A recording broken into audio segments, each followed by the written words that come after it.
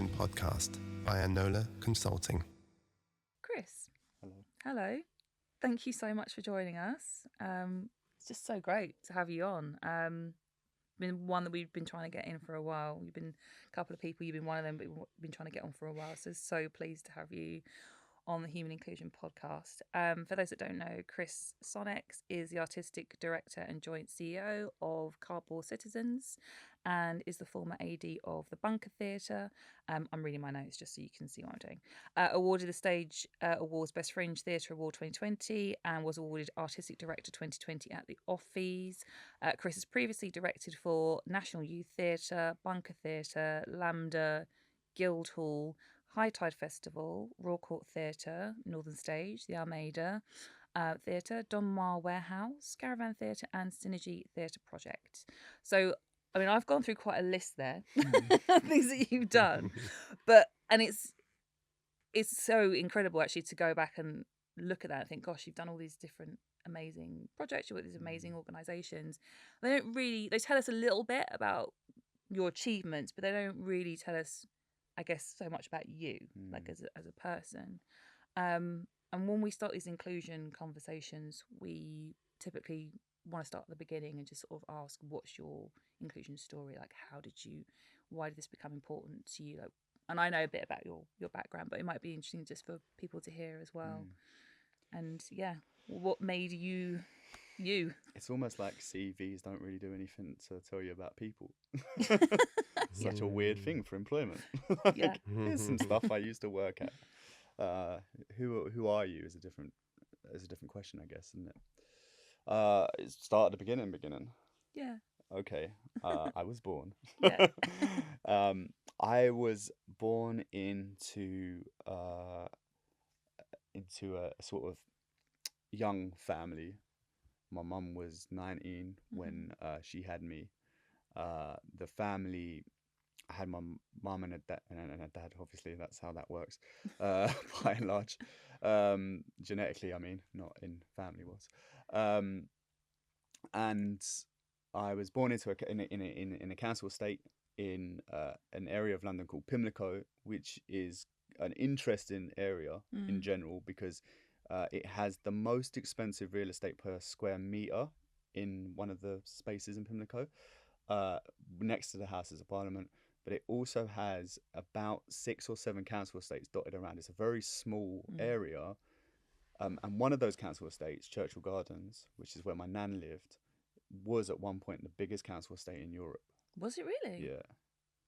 And so you have this like interesting thing about being in Westminster, which also has terrible child poverty rates and has never stopped having terrible child poverty rates. But then you are also sitting across the road from £1 million houses. Yeah. So before I even knew there was injustice in the world, I felt it. You know what I mean? Yeah. So that's an interesting sort of like that's the origin story, I guess, of where I started. But the problem with growing up poor is that so many people that you grow up with, there's loads of problems growing up poor. This is one of the problems. So many people that you grow up with are scared. They're scared of so many different things, like aspiration. They're scared of. Yeah. They're scared of immigration. They're scared of difference. They're scared of whatever, right? Because they've been told that very measly amount that you have is going to be taken away from you from other people, not the people that are actually taking it away from you and the ones that are in power. Do you know what I mean? And that you should be lucky to have. like it's just well your done. lot. Yeah. The cream will rise to the top. Yeah. Thatcherism I'm born in 85. That's the knock-on effect of Thatcherism. Major comes in. You know what I mean? Like it's all there. It exists as a sort of entity. But then you've got the yuppies and the people that want to be aspirational, buy their council houses, all of that stuff. So that was my sort of beginning life. On top of that, which is the same old story for so many young boys, definitely young boys in council estates up and down the country where their dad leaves relatively early on.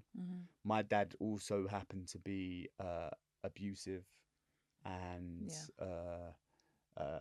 to my mum, to myself. And then my mum would have to deal with the psychological outbreak of that, you know, like Yeah. what does that do? So very early on, I was the kind of caregiver, I think, of like the family and trying to bring it together. And then I was very lucky because I had two nans, one very near and one that lived in Qatar.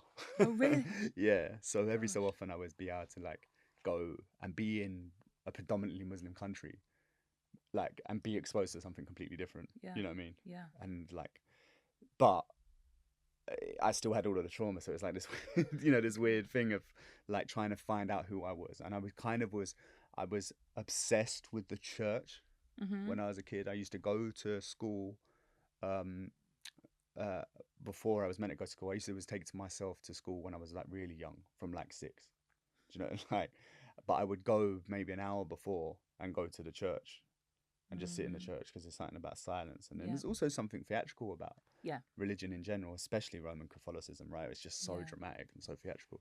So there was probably a bit of a seed in it, but I was kind of rife to being like taken by any kind of sect. Do you know what I mean? Like, be it like Catholicism, like I think I wanted to be a priest at one point, and then like a gang could have taken me, like the racists could have taken me, the homo, you know what I mean? Like all of those gangs of awful people that can be around. I feel like I was rife for taking it, and for whatever, for the grace of God. I'm being very religious right now. I'm not religious in any way whatsoever, No, but it's all right.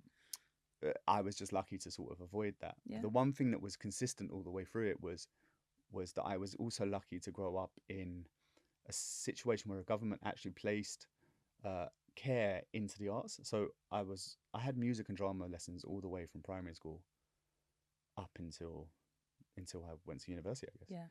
And it was the only thing that I was really good at, or maybe not the only thing that I was good at. It was too smart for my own good, really, but it was the thing that I cared about.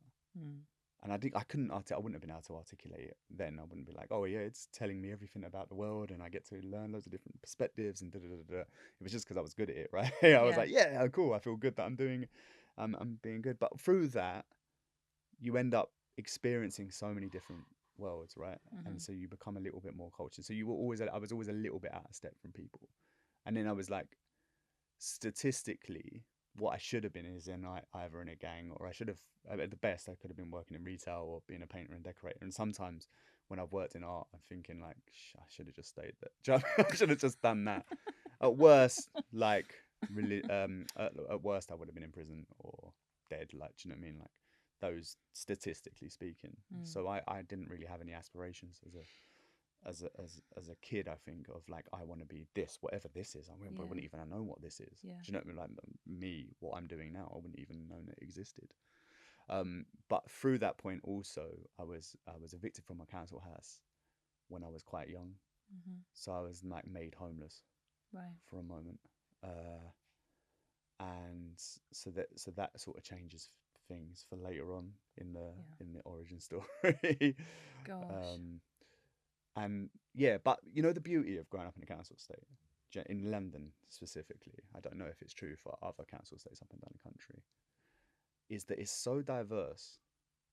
You know what I mean? Like, if you really pay attention, if you're not buying into the Sun or the Daily Mail or whatever, right? You can look at it and go, gee, whoa, look at all of this. Look at all of the diversity that sits in, like the Bangladeshi family on the first floor, the sex workers across the road, the queer people upstairs. You know what I mean? All of that stuff. You go like, wow, all of these stories, all of these, this melting pot of loads of different people. Yeah. You get to interact with in some sort of cursory way. And so when you go into any sort of homogenous group of people, you're like, whoa, what? This is weird. Feels strange, doesn't it? You know what I mean? Yeah. You ever gone to, like, you go to, I mean, it's different for you, obviously, but like when you go to a town outside of London and it's like just white, my brain's like, what? But I'm like that with anything. Yeah. I mean, if it's just one, you know, I just feel like, oh, why is there just one group here of anything? Because I'm so used to being the mix of London. It doesn't matter what it is. Even if it's it's sometimes I'm like, this feels a bit. And you can feel it. Yeah. There's something off here that doesn't quite work for me. You know what I mean? You're like, you're like looking for something. Yeah. And that, because that's your norm. Like, you know, because the very interesting thing about your brain and the way that the synapses work in your brain is that you try to find safety, Yeah. and safety is familiarity. Mm-hmm. And so when you're looking for familiarity, this is why so many people that are in abusive relationships stay in those abusive relationships, because they know that it's obviously it's dangerous, but there's a safety Yeah. to that familiarity, Yeah. and so they keep coming back to that familiarity. Yeah. That's the worst version of that. But my familiarity is like difference. Do you know what I mean? So when you're outside of it, you're like, wow, I feel unsafe. Yeah. Yeah. You know what I I mean? do know what you mean. Yeah. I bet your brain's just popping off with lots of thoughts as you're listening to Chris. Yeah, I am. I mean, it's fascinating for all sorts of different reasons. I kind of liked the way you started, particularly the idea of saying that your CV might describe what you've done, Mm. but it doesn't tell us why you did it, right? Because and the notion for me that I think that's actually a really helpful conversation when we're talking to people about inclusion, because Mm. I think for many of us are trapped in somebody else's story of who we should be. Yeah. And so what happens is, whether your projection, your trajectory is the council estate vibe and where that's supposed to take you, and we all know Yeah. what the limitations around that are, or you come from the other side of Pimlico and you live in Vincent Square and you've got a different vibe over there. But nonetheless, the really interesting thing to say is that what we do doesn't define who we are. Mm. It seems to me that who we are defines what we do. But then the really difficult question is, who are we? Yeah. How do we get to that? So I'm kind of interested in hearing more about that, because I like the idea of, again, from an inclusion perspective, we think about diversity as difference.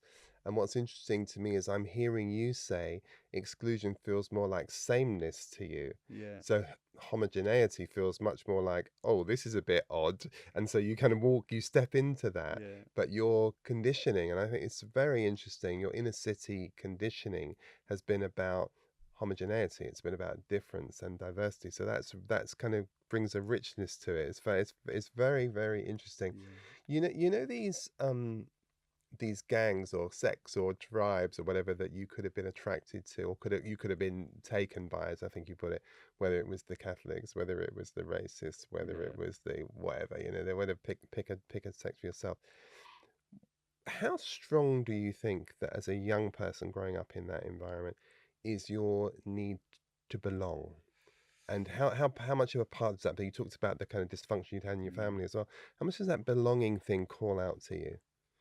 Massively, I think. Massively. And I don't think I realized it until probably I started in theatre, because I think I found something In theatre? in theatre, yeah. What did you find? I was really lucky to be taken under the wing of someone that was like really powerful, like in the theatre, Vicky Featherstone. Hmm. Um, and it was all accidental. But there was something where what Vicky did in her gesture of taking me under her wing, and she probably wouldn't call it that. She would just be like, I'm just being a normal person. Is that she said, it's okay, you can breathe. Wow. It's okay, you can be here. You belong here, and we are going to look after you. I don't know if she knew she was actively saying that, and I don't think up until this point, probably the first time I've ever described that. Now, actually, because of your question, it sort of made me think about it, and then all of a sudden, I was sitting in a space where I got to be part of a family. That doesn't, like, families, we don't like people in our families, so there are people that I don't like, but there was something where I felt, oh, I belong here. I feel like I can do something here, and I'm useful, and I can be a good part of that society. I probably was desperately looking for it all the time, and for some reason, nobody was taking me up on the offer. Yeah, no, I think Nobody was going, yeah, come and join our gang. So I sort of was like flitting around. I didn't know what I believed in. I didn't really believe what my politics were. I didn't really understand. I couldn't dissect what my politics were. People kept telling me I was really political when I was at university, and I was like, I'm just being me. I don't understand what I'm not political, and I wouldn't vote, and I don't care, and all of that stuff. But nobody was taking me, even when I went to university. And I've always been a bit of a loner and I'm quite comfortable in that. I think obviously I'm a single child, only child, and I had to survive on my own for like so great amounts of time, from taking myself to school when I was really, really young to fending for myself, teaching myself to cook, doing all of that stuff. My safety, my Yeah, familiarity yeah, yeah. is being on my own. So actually, I was okay. I was desperate for the love. I was desperate for love. I was desperate for affirmation. Yeah. I was desperate to be useful. And I had a strong sense of justice. Whatever that justice was, it was malleable. I think it could have been manipulated. Yeah, You yeah, know, because for sure. I wanted it. I wanted it to be part of something, and just nobody really took me up on the offer, which sort of cements you being a kind of like a loner for a bit. But now I don't feel, you know, there's still moments where I don't feel particularly comfortable being around lots of people because it's not my normal state. Mm-hmm. So when I was just at an event last night, I released sort of short films, and I'm the center of attention in some ways, but Mm. all I wanted to do is crawl up into a little ball and just hide and let everybody else have the joy. Do you know what I mean? I just Yeah, want to take myself interesting. away from it. Yeah. But theatre allowed me, and Vicky very specifically, and the people that worked at the Royal Court at the time, very early on in my career, they gave me something that I was looking for, and they willingly gave it to me. And then they were like, "What do you think? What do you want to do?" So interesting. Yeah. I mean, I think the acceptance thing is massive. I mean, I'm sitting here thinking your story is resonating very strongly with me for reasons I'll tell you about in a second. But I know this is something that's resonating with people that are watching as well, because I think there is this kind of this quest for acceptance, for quest to find our tribe almost. It's, do you know, if that makes sense to you, just where do I actually belong? And I think what's so interesting, particularly about the offers that you put yourself up for that thankfully weren't accepted, is that it's interesting to me the price that people will pay to be accepted. It's almost like, don't even look at the Kimball tag. I'm not interested. I just want to be accepted, and I'll pay whatever price you ask me to pay. Um, but just let me press you on the arts a bit more, because obviously you have another artist here in the room, and I think that Chantal would probably tell you that she maybe found her space within the arts community. Maybe she won't, but I suspect she will. And I think arts strikes me as interesting. It feels like a place where, I know it feels like a place of belonging for people that don't quite belong. It feels like an interesting place where they can just express themselves, and I'm very envious of that, because I'm one of those people that have kind of had that similar experience, but not with the talent that you folks have. But did you feel, before you met Vicky, when you came into the theatre, did you worry whether you would be able to belong there? Did you think you have to fit? How did that work for you? Because that's like, of all the choices that were available to you, I know arts, that kind of didn't feel like the number you were going to land on the kind of roulette wheel of life. Do you know what? It's what's funny is that I was so green, right? There was like this sort of um, ignorance that I had, that I didn't really understand the industry in any way, because what had happened is and this is like, there is a moment in between where all of this, I should say, because I always feel like it's like slightly disingenuous, because otherwise it feels like I was the barrow boy and then I got into theatre. I did 2 degrees, Yeah, which is I got the insane. university bit. Yeah, Yeah, I got there, and I yeah. was thinking, oh, okay, this is interesting. Yeah, so I ended up basically, I went to university because I was working in the toy department at Harrods, right? And I couldn't do it anymore. I was like, I just need to go. So I ended up going to, like, I just picked one university that happened to be doing a drama degree, a That's film and brilliant. drama degree. And it was Kingston University, because it was like relatively near. I didn't put anybody else on the situation, and I just ended up going. And I hated every second of it, because I'm not an academic person. Like, that's not how my brain works. But anyway, so I ended up getting a 2-1 and graduated in the recession with a drama degree. Like, I was like, oh god. So I ended, and I couldn't get any work at this point. Then I was like, I'd worked at Harrods and Selfridges and all sorts of stuff, right, in retail, and I couldn't get any work. And then a tutor said, we're doing this masters in devising, and you should come and do it, and like, this is how you can get a loan to do it, and all of that stuff. It's basically everybody trying to get me into more debt. And I did do it because I didn't have anything else to do. and I hated every moment of it again, you know. And so I think about my degrees, and I think, well, they didn't really give me anything to understand the world of art and theatre, and they didn't give me the community. I know, like, I was a little bit older when I went, so even that sort of 2-3 year gap, from other people kind of ostracized you as well. I didn't stay in halls. I traveled to university when I bothered to turn up. Like I did that, and so I didn't, and it didn't tell me anything about the industry. And so when I'd graduated from the masters, I was living in Southwark, and the Royal Court put out a call for unpaid interns, to help in the Bussey building in Peckham, because they were going to put shows on in Peckham.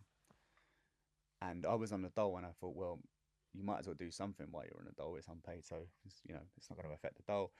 And I went in, and truthfully, what I ended up doing was painting and decorating. So I'm doing that for free, and thinking, hang on a minute. And all of the crew that were there, everybody that works backstage in theatre, the sound designers, the lighting designers, the stage people, the crew people, all of that stuff, they were there, and they weren't too dissimilar to the people that I knew growing up. You know, the labourers, the scaffolders, the painter and decorators, and all of that stuff. So I was in this sort of position where I sort of was like, I got to be me, and they were really kind. Again, they sort of took me a little bit and said, oh, you're not getting paid, let us, out of their own pocket. Lots of like really lovely people just giving me like a fiver to go and get something to eat. Oh, bless. Which is amazing, you know, like, and the people that did that, I don't even know if they really understood the impact of what that meant, you know. And then quite quickly they were like, listen, we're going to pay you, you're working too hard. Because my work ethic was like, okay, what's next? And they ended up finding some money in the budget to pay me, and then they started asking me to come to the Royal Court and work on the shows. Oh, how interesting. And I was like setting up the shows. I was bringing on all of the set and all of that stuff. And those people, the crew, by and large, and that's not necessarily true. This is not necessarily a true statement, but they felt to me like the working class men and women that I grew up with. So I was kind of in a comfortable situation. And then when I applied for a job called theatre assistant. I didn't know what that was. I was like, I don't know. I want to be on PAYE. I was doing freelance stuff. I was like, and it was like London living wage. So I applied for it, and I got the job. And I think I got the job because I knew all of the crew, and they wanted to bring both sides of the theatre together, right? So they were just like, okay, I was useless at this job, right?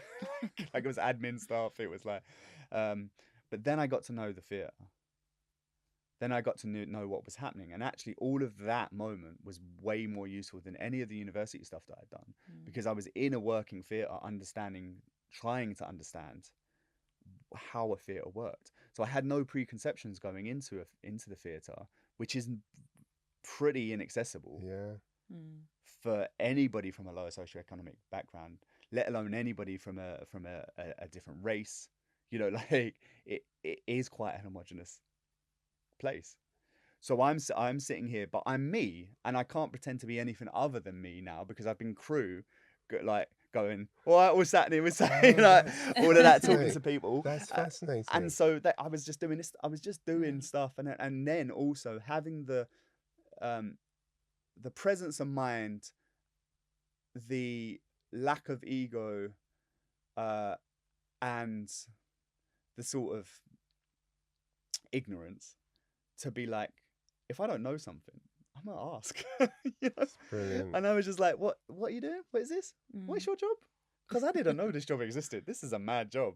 It would be something like development, which I thought was like script development or something, but it's fundraising.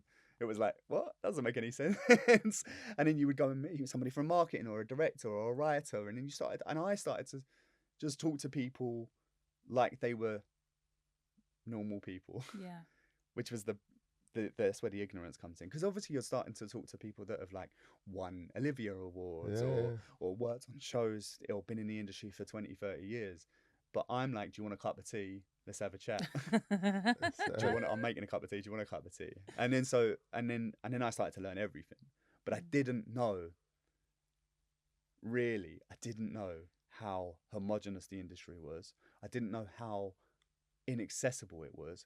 I didn't even know the weight of the importance of the theatre that I was working in until I really started working in the theatre. Mm-hmm. And I was so lucky to be in that situation. And then just to take everything and then to learn. Oh, and I was like, oh, actually, some of this stuff ain't working. And some of this stuff is going to be a boundary, a barrier to people like me coming and working here. And so I think I was held up in some regards by some people, and possibly in contempt by some people, because I went from unpaid crew to theatre assistant to loads of different things to artistic associate within like 2 years. Wow. So I went all the way up the pyramid of the Royal Court, probably faster than most anybody really that's ever done, I think, because Vicky gave me this chance to do loads of stuff. But in that moment, I was learning everything, and then I was also going, because I didn't know, why do you have to do it this way? You're telling me you have to do it this way, but why? Because you've said that it has to be this way. Yeah. But there's other ways of doing it. You know, I said, one of the things that Vicky said to me was like, what do you want to do? Why are you here? You know, you're on stage door, you're working the stage door. What are you doing? And she was like, what would you do? And I was like, I don't know. I haven't thought about it. Because, you know, the problem with trying to survive in a world in general is that you're not asking, what do I want to do? You're kind of doing how do I survive and what do I need to do? And so I sort of made something up about going into the council estate that was 15 minutes down the road that I grew up in, and telling people there was a theatre there, because nobody had told me there was a theatre there. I thought it was a court for a long time. Like an actual court? Like an actual court. Really? Yeah. Wow. It wasn't until I was 18, I think it was 18, there was a show by Susie Laurie Parks called Top Dog Underdog that had Jeffrey Wright in it and Mos Def the rapper. And I was obsessed with hip hop as a kid, and I saw Mos Def's name in the red neon, and I was like, what is Mos Def doing? Is it a concert? Why is he in a court? This is weird. So I go into the theatre and be like, what's Mos Def doing here? What? And they're like, oh, it's a play. And I was like, yeah, thanks, I don't want any of that. And then walked out again. That was the first time I knew it was a theatre. It's the leading writers' theatre of the world. Yeah. And it took me seeing Mos Def's name in it 18 years of living around the corner to go, oh, this is a theatre. And I was like, I need to go into the council estates and tell people that there's a theatre here. And more importantly, the theatre is for them if they want it to be. They can also say, no, thank you, I don't want it. That's fine. But somebody should have told them that there were a theatre there. So I did that project. I did like big projects around getting people into that theatre and for getting them to do, like, that's the thing about the CV stuff. Like, none of this stuff that I was an artistic associate of the Royal Court. It's fancy, but what it doesn't show is it's probably some of the most important work I did, which was going into places where so many artists existed and theatre professionals, and saying, you can do this, and here are the things that exist. Because nobody told me this. I did 2 degrees, and I didn't know what an artistic director was, let alone what development was, let alone what crew was, let alone what a stage designer was or a sound designer was. And going in and saying, you can do this. And also, you've got the skills to do loads of different work. Come in and do it. Let's give you the opportunity to do it. Amazing. By and large, most of those people that came through those doors and ended up having massive careers on the back of it were definitely from lower socioeconomic backgrounds. Yeah. Sorry. And I was going to ask one more question before I let you talk about the couple citizens. Can I do? May I do that? Yeah.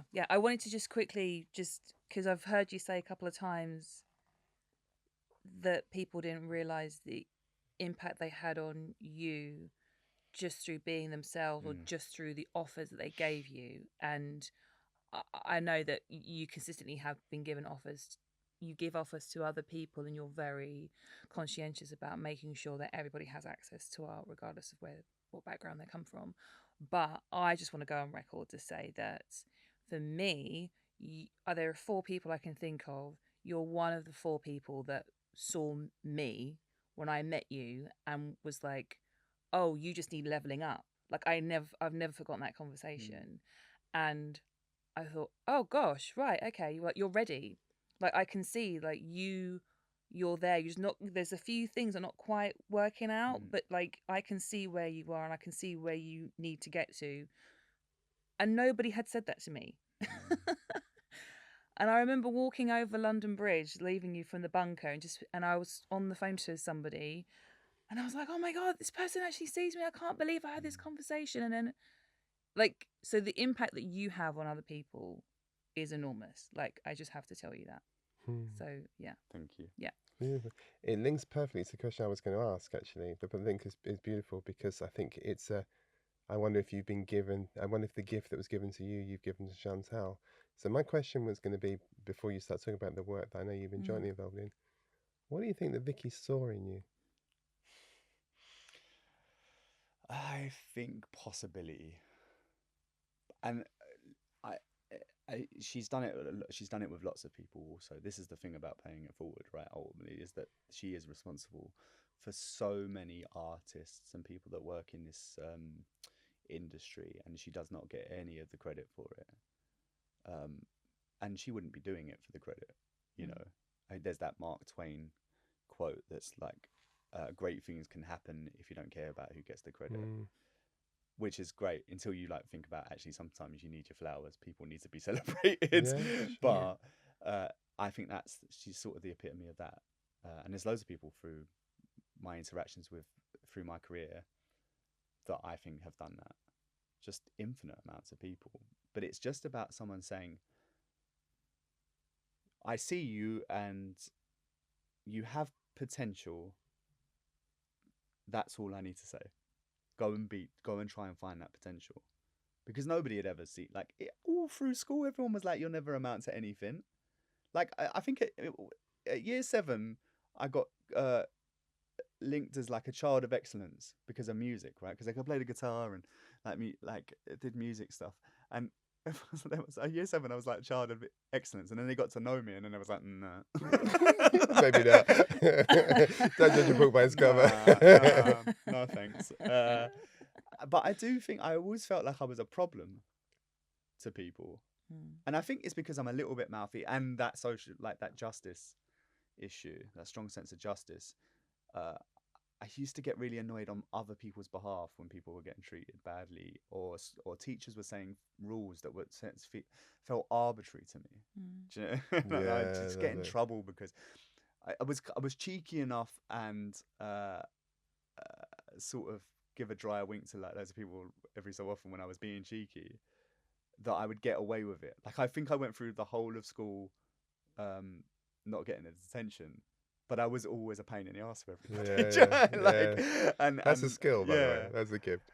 But then people would punish you in different ways. You know, like I remember like really annoying the English teacher, and the English teacher would only put me in like the foundation set of like English because they just didn't like me.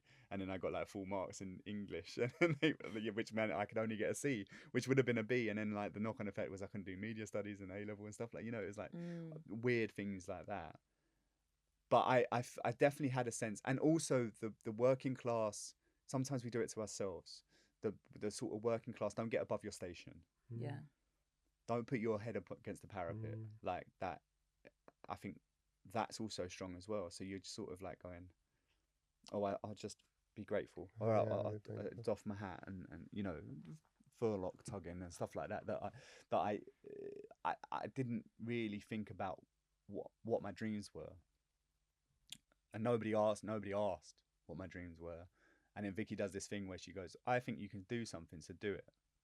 I don't know what it is, but just do it. So strong.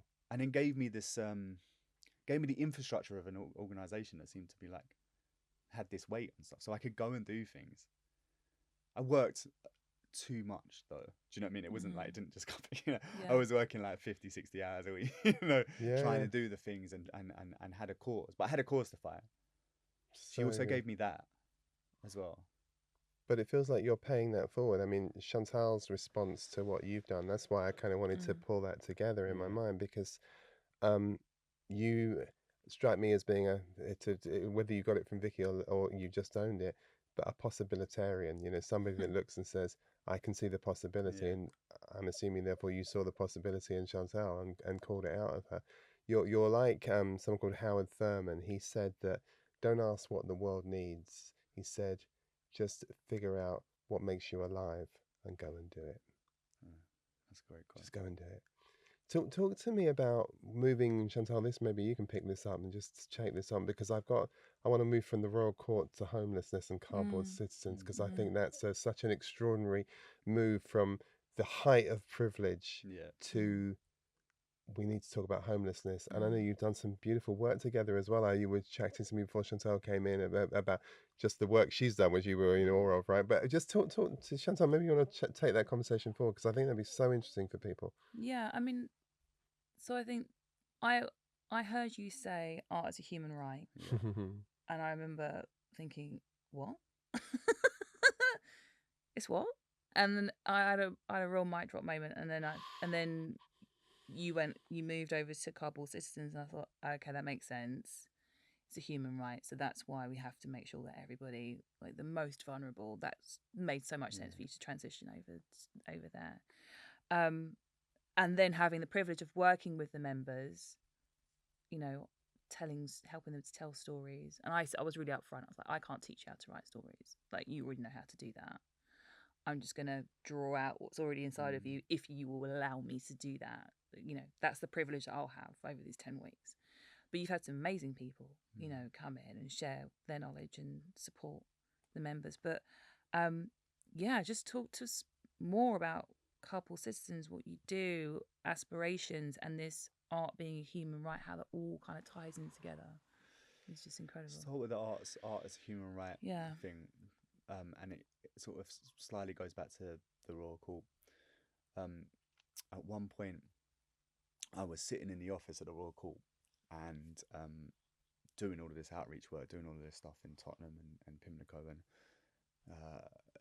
doing loads of work and art and getting loads of artists and all that stuff. And I remember there was three people having a conversation about something, and you can see this sort of muttering because it's sort of open plan.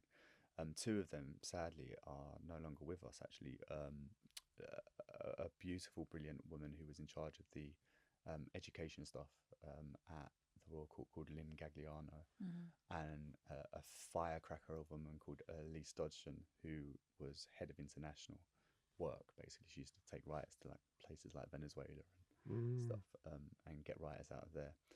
And Vicky, and the conversation was, the two boys have gone out to the refugee camp in Calais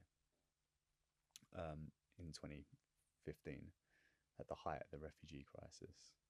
Then I'm sure there's been many other refugee crises. I feel like we're getting heightened.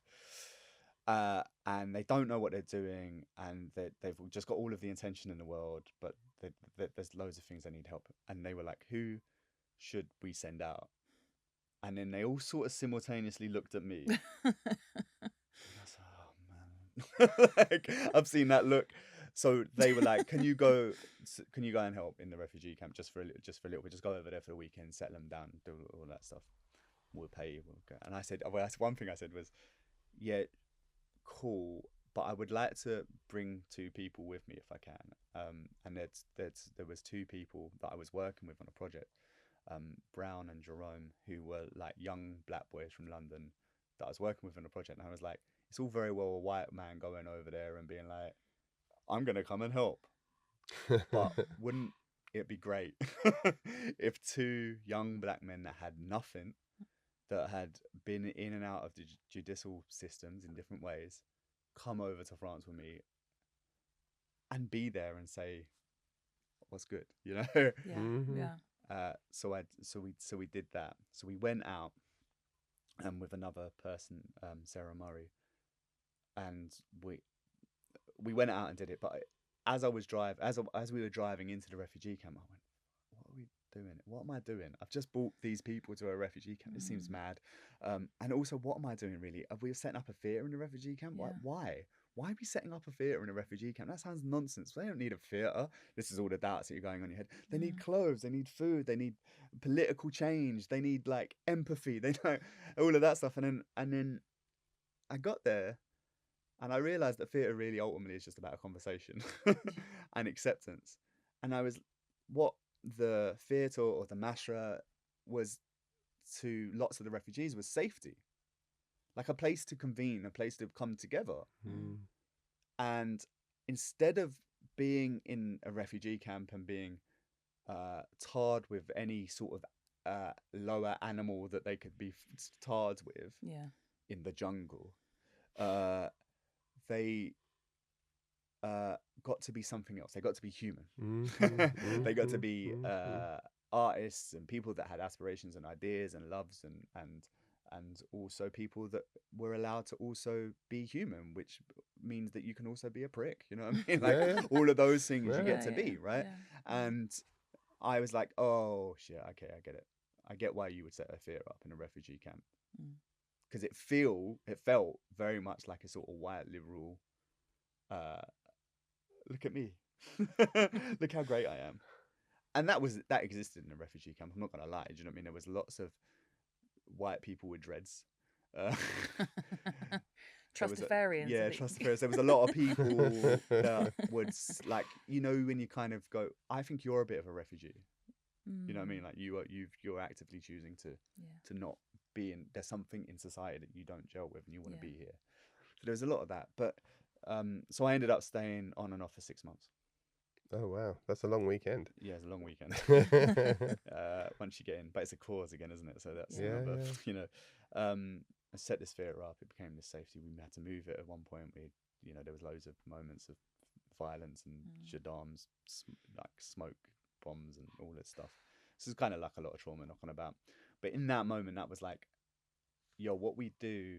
Because I often go, oh, we're not making parachutes, and we're not in art, or we're not saving lives and stuff. But we can have a duality though, because we can have cognitive dissonance in lives and everything's right. So like, I can be like, oh, it's not that important, and also fight to the death for the fact that art is the most important thing that we can do. Yeah. But in that moment, I was like, that's art is a human right, and then you look into it and you go, it actually is in the human right. Access to culture is part of the human rights. I didn't know that. It's there. It exists. Crazy. Really? Yeah. Which is even like when you look at the homogeny of theatre in this world. Yeah. And who goes to theatre? Yeah.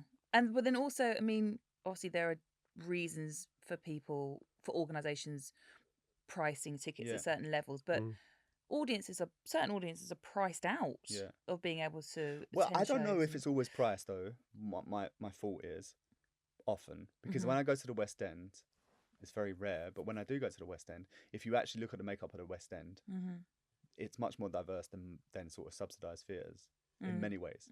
Because you know what you're getting when you go to Back to the Future. Yes. So you know what you're buying, and also it's a treat. Yeah, for sure. You know what I mean? Sure. I mean, I'm talking like price points of minimum 150 quid for a ticket. Yeah. Some people are gonna. You're not gonna necessarily knock that out straight away, but you know, my thought is also football is like a very clear like lower socioeconomic audience, true. Right? Yeah, and football is quite expensive. Very expensive. And often people go week in, week out. That is true. It's entertainment. Yeah. Which is important. You know what you're getting, even if you don't get the right result. And there's community. Yeah. No, it's very true. You know and I think from a conversation that we had, and I remember you being it's very front of mind for you to make sure that there were free tickets available for free for certain shows, or some organisations do pay what you can and things like that, nights, to make sure that it's open, it's accessible, so that you're not priced out. I mean, I'm not having a go at anybody for that sort of thing. I get exactly what you're saying. It is definitely, it's entertainment. You know what you're getting. You get those big names. It's amazing to watch these people on. If you're able to get that, but we've got a bigger problem in the subsidised sector, I think, though, because those price points are 20, 30 quid. Do you know what I mean? Yeah. And this is a person that set up a year-long thing called the Ticket Bank that gave free tickets to people that were suffering from the cost of living crisis and had lived experience of poverty. Like, I thought you set that up, but I didn't want to misremember. I was going to say it, and then I was like, don't say it just in case it wasn't. I know it sounds like slightly contradictory, but but actually it's just about the invitation. It's the same thing of Vicky going, come in. Sometimes you just got to go. It doesn't even matter whether you take the ticket, actually, by and large. It's the point that the National has gone, we have some tickets for you for free. Yeah. Do you want them? You can say no. That's inclusion. Yeah. Given the opportunity for somebody to say no. Do you know what I mean? Like, yeah. And so we did that, and it was like a relative success in many ways. But it also means that we realised that theatre has to go out and ask people to come in, because it doesn't, like, and theatre, the price is not always like the National Portrait Gallery is free. Yeah. I've lived in London all my life. I've never been. Yeah, I think I've been once. Yeah. You know what I mean? If they came to, and nobody's ever asked me if I wanted to go to the National Portrait Gallery either. Do you know what I mean? Like, I think there has to be something. There has to be connection. Because it's a relationship, isn't it? Audiences and theatre. There is every part of making a show considers the audience, and then we get to actually bringing them into the house, and then it's sort of We don't think about what's in the bar or what's in the toilets or what's in what's your price point for beer, what's your, like, all of those things, for water, for tea, how expensive is it to get there. All of those things are also outside of theatre. Like that they're in control, but we don't think about it, because we're like, there's a commercial entity to the bar. Like, how do we make the most amount of money? I'm like, how do you make the most the people comfortable? So they can enjoy the show and they can enjoy that access to their human right. So that's the sort of human right thing. But then it becomes even more apparent when you do the work. So Cardboard Citizens is an organisation that has been going for 30 odd years, that works with people, makes work with, for, and about people with lived experience of homelessness. I changed that slightly because, which will become apparent in a minute, to lived experience of homelessness, poverty and inequity. Right. And one of the reasons that I did that was because, as I said already, I was made homeless by being evicted, but I would never have gone to that theatre company because I would have to admit that I was homeless. Like, I would have to admit, and when you're a kid, well, definitely when I was a kid, because of the school that I went to, I think you're just terrified of being bullied. So like, any excuse to get beaten up. Do you know what I mean? I was like, I don't want to do any of that. Like, so you wouldn't admit that you were. It's the same reason that I've got an obsession with trainers. I say this all the time. I've got this absolute obsession with trainers. And young boys, especially in London, when I was growing up, and still now, I think, are obsessed with making sure that they've got their 110s on, or their Jordans, or their Dunk, whatever it is, whatever the particular, like, trainer is. And those trainers are like 150, 160, 170 pound now, right? That is a lot of money for a piece of footwear, right? But what they're really saying in that moment is, hey, look at my wicked trainers. But they're also saying, I'm not poor. That's right. Screaming it, right? Look at me not being poor. It's that one thing that you can go, everybody knows how much these trainers are. We're in this club. We're not that. We're not lower than what you think we are. And that's why I would never have gone, oh yeah, I'm homeless. I would never admit it. It's probably why I wouldn't have gone, oh, I'm suffering from domestic violence and my mum's, all of that same shame is really powerful. The other thing was that when I was applying for the job, I looked into the legal definition of homelessness. And I thought it was street sleeping, really. That's the thing that you interact with the most. In fact, actually, that's what loads of the leading homelessness charities show you consistently, especially at Christmas time. You see what could be pretty white woman on the streets begging. By and large, that's the sort of imagery that you get, because it's a motive. It's a motive. It's not messy. It's clear. They want you to give money. But the legal definition of homelessness is much more it has way more breadth than what that is street sleeping. We've sort of slightly talked about. My belly is going there. Mine was doing it, and I think I passed it on to you. Sorry. It's coming to you. The breadth of the breadth of homelessness is so massive. So I'm looking at the legal definition of this, and I'm thinking, God, man, I was homeless like 8-9 times in my life. Yeah. Right. We don't know that. We've slightly talked about sofa surfing a little bit. Maybe that's in the zeitgeist a little bit. See, I didn't know that. Yeah. I didn't know that sofa surfing was classed as homelessness, because I've had that experience. So I was kind of like, oh, really? Like, okay. So let me blow your mind. Yeah, go on. Legal definition Again. of homelessness. Street sleeping, houselessness is Yeah. what that is called. Yeah. Living in a hostel. Yeah. Living at risk, just at risk of domestic violence, Yeah. makes you legally homeless. Wow. Unfit housing. Yeah. By that, mold, Whoa.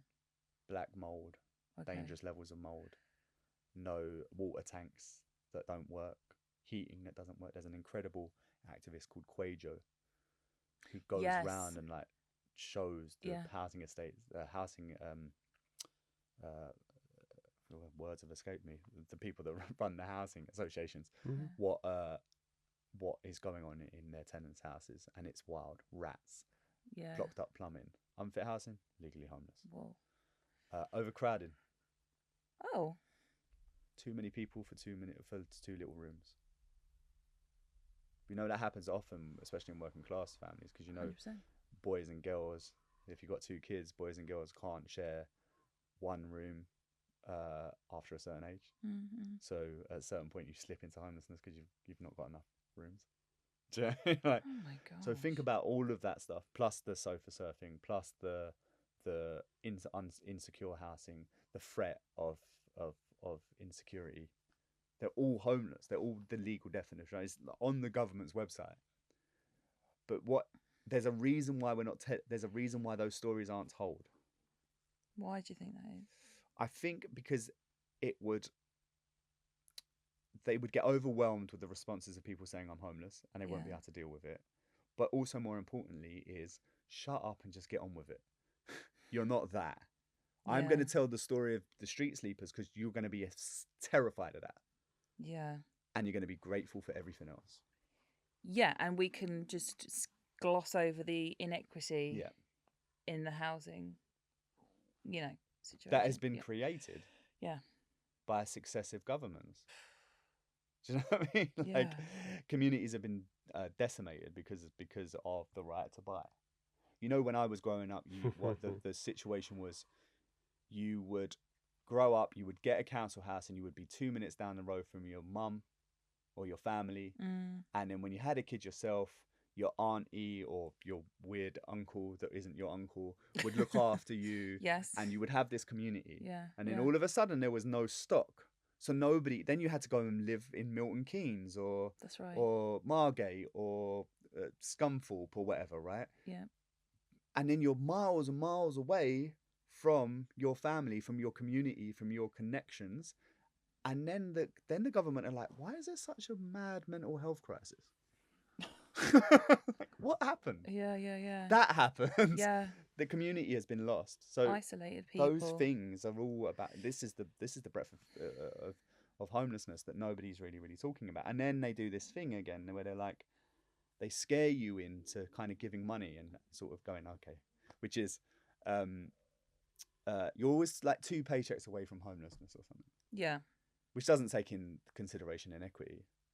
Like, like because I don't know, Rishi Sunak is not 2 paychecks away from homelessness.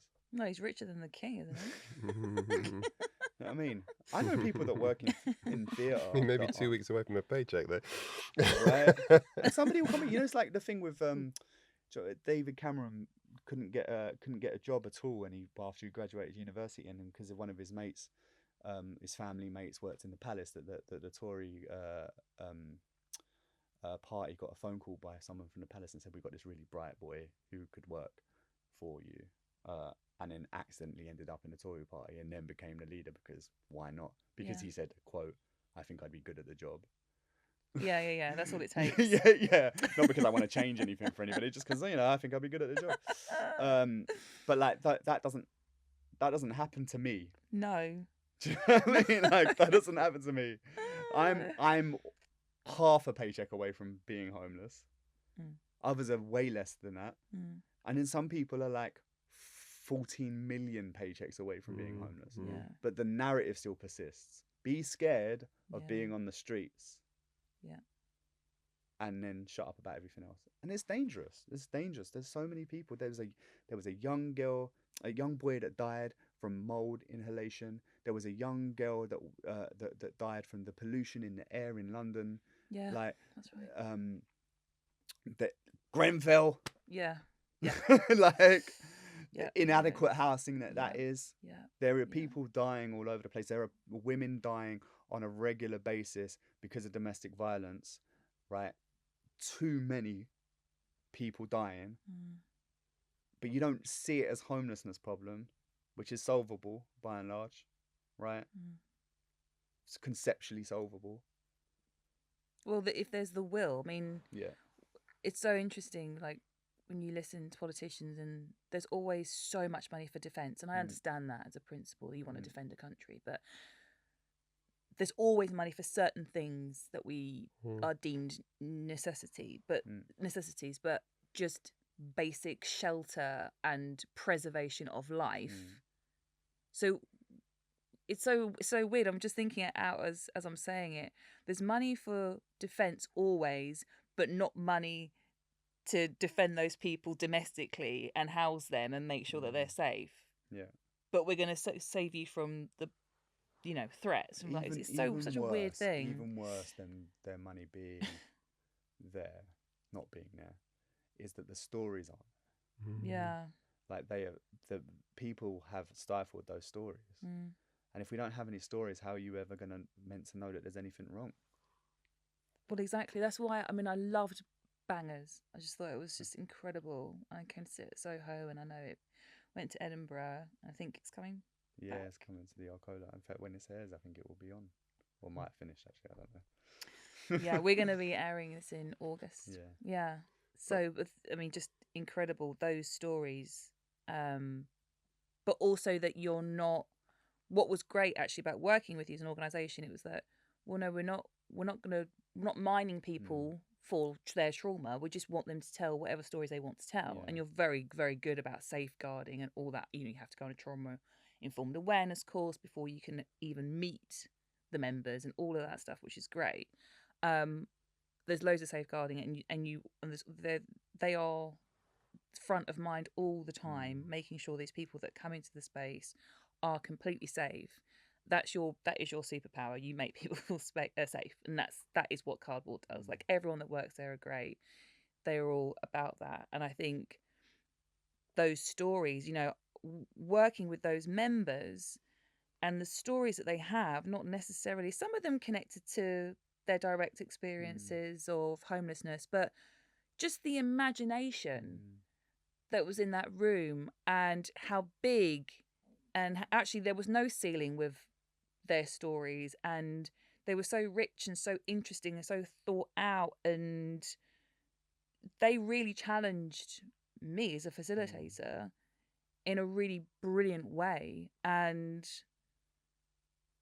I just thought, this is a space of equity, because they can just come here and just be themselves without any labels on them. It's safe.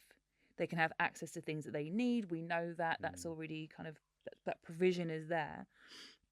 But it's this multi-layered provision, and also this, I think what you were saying about, what did you call, Chris? Possibilitarian. Yeah, it was that. The possibilitarian spirit was there. Like, it was just, I've never experienced anything like it. It was just, okay, this is what we're doing every Tuesday. Cool. This is good. Do you know, it's the really important thing about representation, like, ultimately, and I know that I can live it. So part of the possibilitarian stuff, right, is normalizing yourself to people, right? So nobody, it's very rare to hear somebody with my accent in the theatre industry, which is fine as an act of revolution just in general, right, in the industry. It's shocking that that's the case. There are really brilliant people that have my accent and have my background too. And not saying I'm the only one.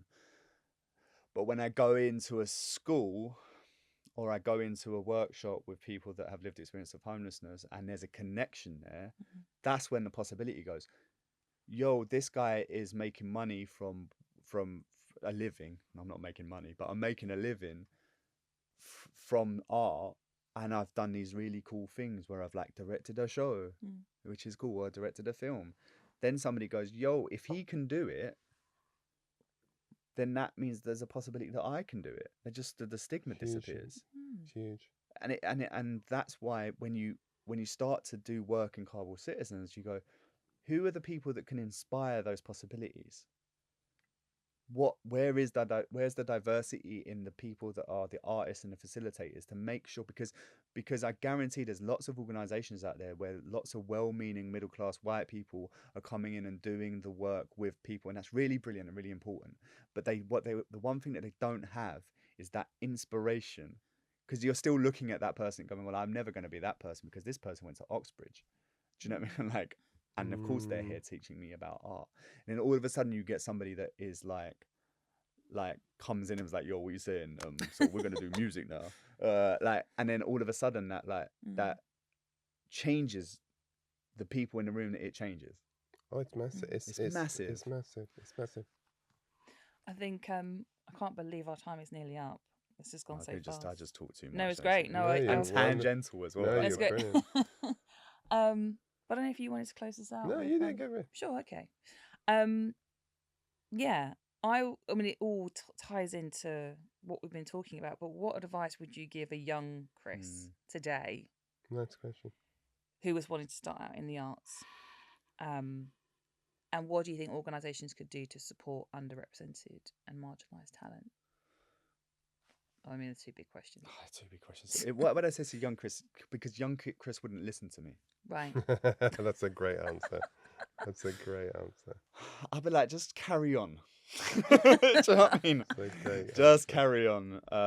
You'll figure it out. Yeah. I think, because you kind of have to. And I think whatever I think I've got some neurospiciness that's happening that's undiagnosed, right? And I because of that, I don't think I would have paid any attention to me. Like, I think I'd have just been like, shut up, man. Who are you? Don't tell me what to do. And I wouldn't have concentrated, and I wouldn't have known what I wanted to do. And I don't think anybody would have telling me would have helped. I needed to be at the point, because by the time I'd met Vicky, I think I was 25. It took me a bit of time, because the problem with stuff like trauma and poverty is the idea that it just you've had your traumatic event, or you're not in poverty anymore. That part of your life is over, but that's not true. From every part of your being, to the way that I have my posture is like bent over a little bit. I'm 6'1", and everybody thinks I'm about 5'8", right? For whatever reason, it's because I make myself smaller, so I'm trying to hide, and also I'm trying to protect myself. So I'm in a boxer's pose on a regular basis. That shit is not going anywhere. Yeah, that's trauma. That's poverty. Like, I am probably going to live 10, 20 years less than somebody that was more privileged because of life. You know, that is the reality of it. Those things don't go. They sit in your bones, in your heart, in your soul. So I forgot why I got to that point, but I think it was important to say. Because you were talking about the advice to the young Chris, yeah. and you just said you said the young Chris wouldn't listen. Yeah. And for me, that's such a profound issue, because I think that we all have a trauma shadow, right? I have your story. I've got a story, but that shadow casts itself a very long way. And I think that maybe the thing about the young Chris story is that the secret for young Chris, with the Chris I'm looking at now, is you found a way to bring your adult story to a trauma. Yeah. And when you find a way to bring your adult story rather than the young child story to the trauma, possibilities open up, right? Yeah. And shoulders open up, and you're suddenly 6'1" instead of 5'8". Yeah. But for me, I think the heroine in your story is Vicky. Yeah. Because I think it takes, for people that come from trauma, it takes somebody to be able to say, I believe in you, you can do this, and I'm going to show you how. Yeah. And I think that is amazing. And the young Chris, let me tell you, there's nothing worse that could happen to the young Chris than for him to become successful before he was ready. Yeah. Which leads me into the next question. Here to help. Which is great. No, because often in the superficial version of diversity and inclusion, we take somebody and we put them in a big role that's showy and they fail. Exactly. And then everybody that was in charge before can go, see, well, we're trying it. Yeah, It didn't yeah, work. yeah. The real job is going right at the beginning and making sure that you support them all the way to the end. 100%. And instead of being showy, which theatres often do. So when we talked about representation in theatre, we often talk about what's on stage. Yeah. And stage is easy enough because it's you know, there is no excuse to have an all white cast. There is no excuse to have an all middle class cast, able-bodied cast. There is no excuse for that because the diversity of London shows that that's not the case. Yeah. I always have this thing where I was like, if the theatre or the play or the place that the rehearsal room that you work in doesn't look like the bus or the tube that you got on in the morning, then you fucked it. Mm-hmm. Do you know what I mean? Yeah, because sure. you're not representative. And for often sure. you go into loads of those places and you go, Jesus, am I in Surrey? You know what I mean? Like, yeah. So yeah. So we need to look at who's in the room and who's doing it. But it's really easy to put actors on a play and go, look at our diversity. We care about diversity. But then you go and look at the lighting designer, the sound designer, the stage manager, the person that directed it, the person that wrote the story, the people that are working in that theatre, the people that are serving the drinks and who are ushering you in. If they're not diverse either, then that's really awful. Do you know what I mean? Where is Chris going to learn anything? Because he started as crew. He went and was a theatre assistant. He then worked in the bar for a little bit at the theatre as well. Did some ushering, did some events, did community producing, did that. Like he had the ability under Vicky and under the Royal Courts, albeit very fast and quickly, but I had the ability to work in all of those roles and understand the roles. And so the reason that I can create safety for other people is because I have a vague understanding of almost every part of what is happening because somebody imbued it into me.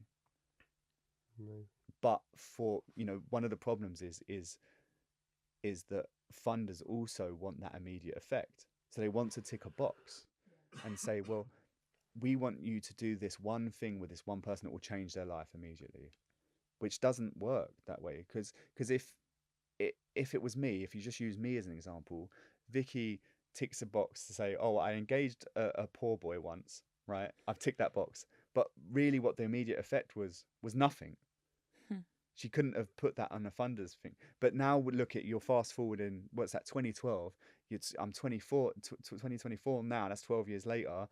The impact that I have had on, that she had on me is very apparent, is very clear. The stuff that I have done is very, very clear. And if you said that to a funder, how much is that worth? Yeah. But often they want to be like, this is the immediate thing. Do you know what? And just as you close out, reminds me that real legacy is that you plant trees that you're never going to benefit from. Yeah. But you're planting the trees that are going to grow for future generations, and that's what she's done. Yeah. As opposed to, we need to tick a diversity box. Yeah. Beautiful. And I think that's the way we change. That's the real revolutionary step, right? Yeah. Ultimately, it's such a boring step. But it's so not great. Showy, but it's important. So great. What a privilege. Gosh. Thank you so much for spending this time. It's been incredible. It's been all right, hasn't it? It's been all right. It's been all right. This is what we do when I come and see you. I pop in, I was like, and we just chat. Yeah. It's great. No, thank you. It's brilliant. I'm sure people will get so much from this conversation, and it's just great to spend this time with you, and it is a privilege. So thank you very much. Do you know the one thing that I think is always we have to find little moments of revolution. Whatever it is, whether it be in a rehearsal room, who you get in the room, all of that stuff. But there's something about the act of revolution, trying to find it, trying to actively find it. And when you do something like this and you have the diversity of accent and voice, Mm.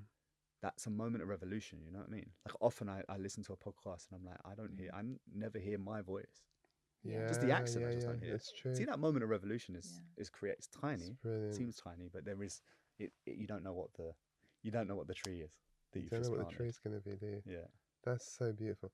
I tell you what, I'm walking away from here is thinking to myself, and it's my takeout, my mic drop moment, is when you talked about Calais and you said theatre's just a means of convening. And I thought to myself, that is such a beautiful idea that what we're just doing is convening.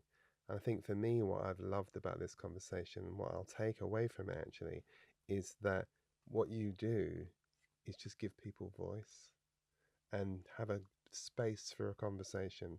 And that conversation shouldn't be for the privileged classes that can go from the Royal Court and then pop over and have tea at Peter Jones. It's about all of us being able to have a universal conversation.